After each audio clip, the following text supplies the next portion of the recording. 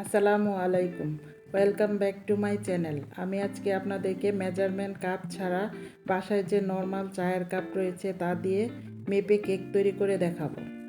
আশা করছি ভিডিওটা প্রথম থেকে শেষ পর্যন্ত দেখবেন, তাহলে পারফেক্ট একটা কেক তৈরি করতে পারবেন।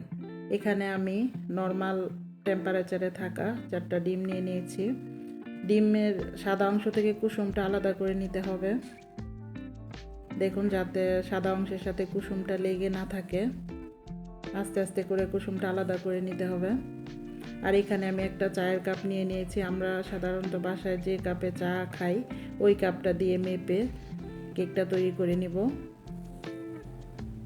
এখানে আমি 1 কাপ চিনি নিয়ে নিয়েছি।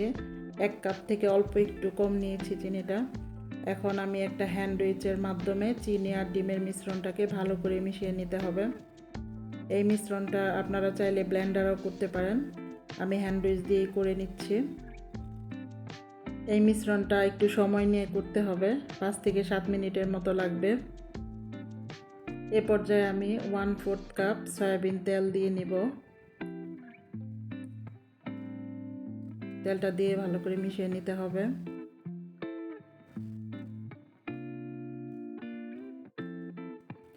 এ পর্যায়ে আমি দিয়ে দিচ্ছি আগে থেকে তুলে রাখা ডিমের কুসুমটা। এখন ভালো করে আর একটু মিক্স করে নিব। দিয়ে আমার মিশ্রণটা তৈরি হয়ে গেছে। এখন আমি স্বাদ মতো একটু লবণ দিয়ে নিচ্ছি। এখানে 1 চা চামচ দিয়ে দিচ্ছি ভ্যানিলা এসেন্স। এখন আমি সমস্ত শুকনো উপকরণগুলো চেলে নিব। এখন দিয়ে দিচ্ছি 1.5 কাপ ময়দা, দিয়ে দিচ্ছি 1/2 চা চামচ বেকিং সোডা, এখন দিয়ে দিচ্ছি 1 চা চামচ বেকিং পাউডার।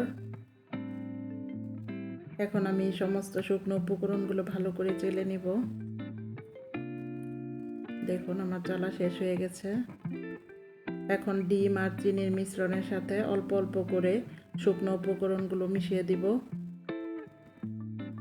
এই মিশ্রণটাকে এক পাশ থেকে ঘুরিয়ে ঘুরিয়ে মিশাতে হবে, না হলে ডিমের ফোমে ভাবটা নষ্ট হয়ে যাবে। দেখুন, আমি আস্তে আস্তে করে মিশিয়ে নিচ্ছি।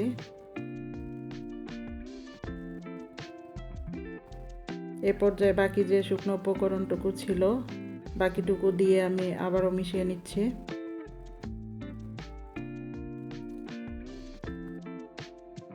দেখুন, আমার মিশ্রণটা অলমোস্ট হয়ে গেছে।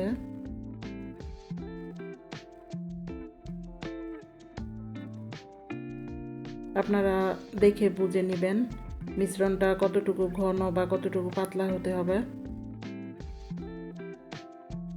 দেখুন, এ পর্যায়ে আমার মিশ্রণটা একদম রেডি হয়ে গেছে। এ পর্যায়ে আমি একটা মল্ড নিয়ে নিয়েছি। মল্ডের মধ্যে আমি কিছুটা অয়েল ব্রাশ করে নিচ্ছি।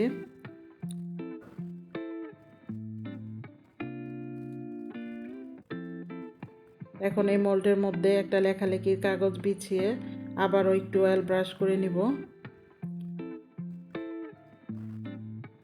এখন আমি ব্যাটারটাকে ঢেলে দিচ্ছি।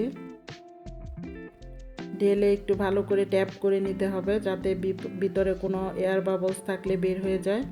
এ পর্যায়ে আমি একটা হাঁড়ি নিয়ে নিয়েছি। হাঁড়িটা 10 মিনিটের জন্য প্রিহিট করে নিয়েছি। এই পর্যায়ে আপনারা চুলার আঁচটা মিডিয়াম টু লো হিটে রাখবেন।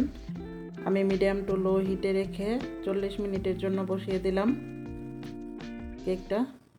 40 মিনিট পর ফিরে আসছি। দেখুন, আমার কেকটা কত সুন্দর হয়ে গেছে, আলহামদুলিল্লাহ।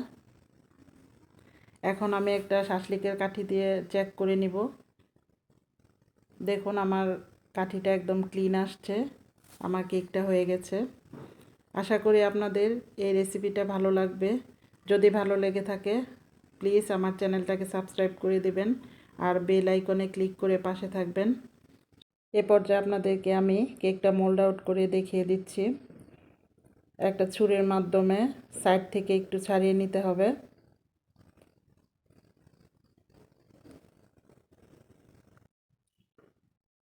দেখুন, আমার কেকটা কত সুন্দর হয়েছে। এখন আমি কাগজটা উঠিয়ে নিচ্ছি। দেখুন, নিচের অংশটাও কত সুন্দর হয়েছে। দেখুন আমার কেকটা কালারটা কত সুন্দর আসছে। এখন আপনাদের সাথে কেকটা কেটে শেয়ার করব।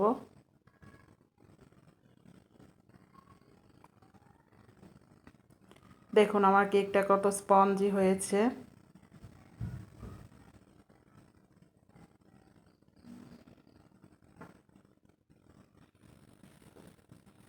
আশা করছি আমার এই রেসিপিটা সবার ভালো লাগবে।